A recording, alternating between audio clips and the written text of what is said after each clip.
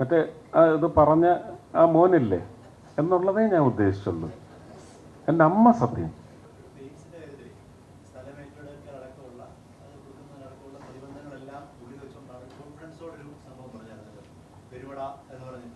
വെരുവിട എന്നല്ല പറഞ്ഞേ. അതിനകത്ത് ഇത്രയേ ഉള്ളൂ. സത്യം പറയണം, എൻ്റെ നെഞ്ചത്ത് കൈവച്ചാണ് ഞാൻ പറയുന്നത്. ഞാൻ നിങ്ങളൊക്കെ വ്യാഖ്യാനിച്ച അതല്ല ഉദ്ദേശിച്ചത്.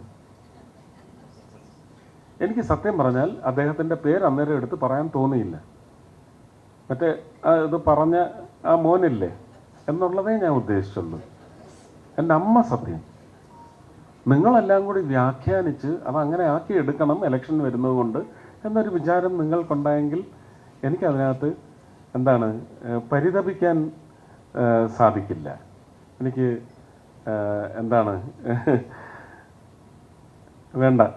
വീണ്ടും ഞാൻ അങ്ങനെ ഇത് ഞാൻ പുച്ഛത്തോടെ തള്ളുന്നു എന്നൊന്നും ഞാൻ പറയുന്നില്ല. അത് നിങ്ങളുടെ അവകാശം.